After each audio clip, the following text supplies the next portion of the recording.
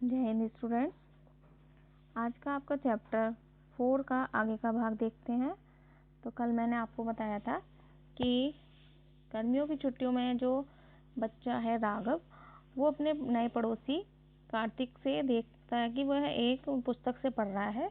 तो वो बताता है कि उसके बारे में कि वो ब्रेल लिपि की वाली पुस्तक है जिसकी सहायता से वो पढ़ रहा है।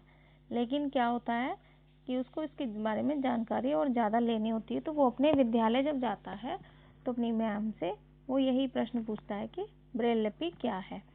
तो उसकी मैम बताते हैं कि लुई ब्रेल जो थे उन्होंने इस पुस्तक का निर्माण किया था। तो क्यों किया था? क्योंकि जब वो 3 वर्ष के थे तो उनके पिता की वर्कशॉप में उनके एक औजार लग गया था आँख में, जिससे कि जख्म बहुत ज़्यादा हो गया था और उनकी आंखों की रोशनी फिर वापस नहीं आई थी।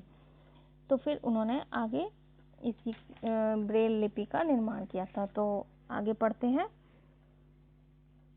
लुई ब्रेल की छोटी सी ही उम्र में ही दूसरों पर निर्भर रहना पड़ गया। अब उन्हें हर काम के लिए भाई बहनों और माता पिता की मदद लेनी पड़ती। 6-7 वर्ष की आयु तक पहुंचने पर वे छड़ी के सहारे गांव में घूमने लगे थे। एक दिन कुप्रे के चर्च के पादरी जैक्विन स्पेलोई ने लुई को देखा। उन्हें इतने छोटे बालक में प्रतिभा नजर आई। वे प्रतिदिन उन्हें लेकर किसी बड़े वृक्ष के नीचे बैठ जाते और उन्हें बाइबल की कहानियां सुनाया करते थे। उन्होंने लुई को फूलों और पक्षियों की पहचान करना सिखाया, साथ ही संगीत का अध्ययन कराया। इन बातों का लुई के मन पर इतना प्रभाव पड़ा कि उन्होंने ठान लिया कि वे जीवन में कुछ अलग करके दिखाएंगे। तो यहाँ क्या बताया कि उनके अंदर प्रतिभा दिखाई दी, यानी कि उनको क्या दिखाई दिया? योग्यता उनके अंदर। तो वो क्या करते थे कि उनको संगीत सिखाते थे और उनको फूलों की, वृक्षों की पहचान बताते थे, चिड़ियों की आवाज़ बताते थे। पादरी महोदय ने एक स्कूल के प्रधानाध्यापक से लुई को प्रवेश देने का अनुरोध किया। अनुरोध माने विनती या प्रार्थना। प्रधानाध्यापक लुई से बहुत प्रभावित हुए। लुई स्कूल जाने लगे। पहले वे सामान्य बच्चों के बीच में सहमे सहमे से रहते थे, पर धीरे धीरे उनकी प्रतिभा सामने आने लगी।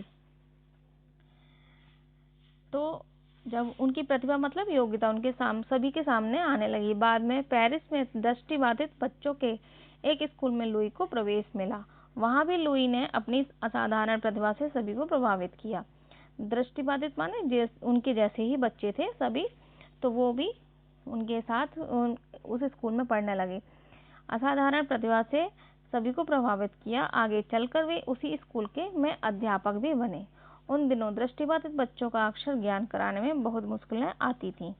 लुई भी वर्षों से इस समस्या से जूझ रहे थे और उसे दूर करने का कोई न कोई उपाय खोजने में लगे हुए थे। जब वे 12 वर्ष के थे तब उन्होंने सुना कि चार्ल्स बारबियर नामक एक सज्जन ऐसी गुप्त भाषा तैयार कर रहे हैं जिसमें सैनिक रात के अंधेरे में संदेशों का आदान प्रदान कर सके। सन 1821 में बारबियर ने अपनी भाषा का प्रदर्शन लुई के स्कूल में किया। यानी कि उनको क्या लगा कि जो भाषा रात के अंधेरे में पढ़ी जा सकती है, यानी कि उस समय कुछ नज़र नहीं आएगा, तो वो भाषा हमारे लिए भी अच्छी हो सकती है। तो उन्होंने अपने स्कूल में भी उनको बुलाया। इस भाषा में मोटे कागज पर कुछ रेखाओं और बिंदुओं को उभारा जाता था, जिससे रात के अंधेरे में सैनिक स्पर्श द्वारा पढ़ लिया करते थे। स्पर्श यानी कि छूकर। अब तो लुई के मन में नई लिपि बनाने की धुन सवार हो गई। उन्हें अपनी मंजिल दिखाई देने लगी।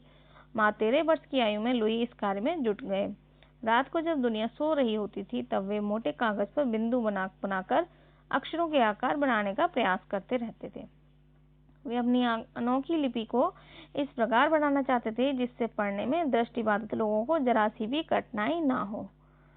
तो यहाँ पे क्या सीखा आपने? मतलब बताया है कि उन्होंने रात दिन काम किया इस लिपि को बनाने के लिए।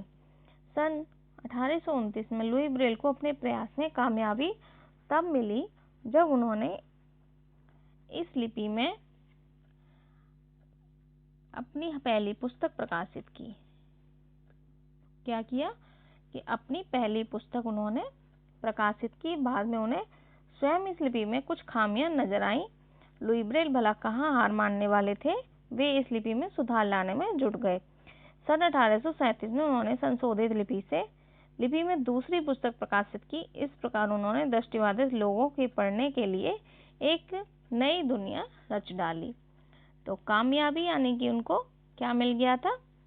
उनको मिल गया था एक बहुत अच्छा सफल प्रयास, यानी कि सफल हो गए थे वो अपनी किसमें कमी को दूर कर दिया था उन्होंने, अपनी खामियों को, खामियां माने कमी, संशोधित माने सुधार किया, अपनी लिपि में सुधार किया और एक नई पुस्तक रच डाली, प्रकाशित की, जो कि पढ़ने में सही थी, मतलब दृष्टिबाधित लोगों के लिए।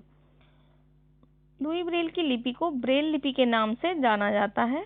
इसमें अक्षरों और गणित के चिन्हों का कागज पर हल्का उभार देकर छापा जाता है, जिसे स्पर्श करके आसानी से अक्षर, शब्द, वाक्य आदि पढ़े जा सकते हैं।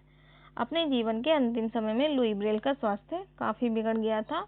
बीमारी में उन्हें 6 जनवरी 1852 को सदा के लिए मौत की नींद सुला दिया, किंतु इस लिपि ने उन्हें अमर बना दिया।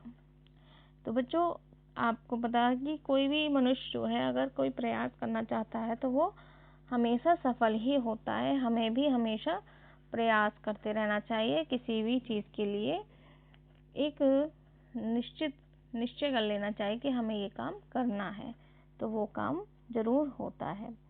तो ये शब्द अर्थ है इसके। आविष्कारक माने खोज करने वाला। तो लुई ब्रेल ने किसकी खोज की थी?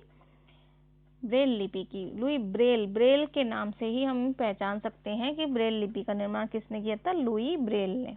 इनका नाम बहुत छोटा सा है तो आपको याद भी हो सकता है। प्रतिभा, योग्यता, अध्ययन, पढ़ना लिखना, अनुरोध, विनती, दृष्टिबाधित, आंखों की खराबी के कारण जिसे कुछ भी दिखाई न दे सके, धुन, लगन, कामयाबी, सफलता, खामी दूर मतलब कमी, संशोधित, सुधार किया हुआ, रच डालना, बना देना। तो ये आपके प्रश्न उत्तर वो शब्द थे। अब आगे आपका वर्क कराएंगे।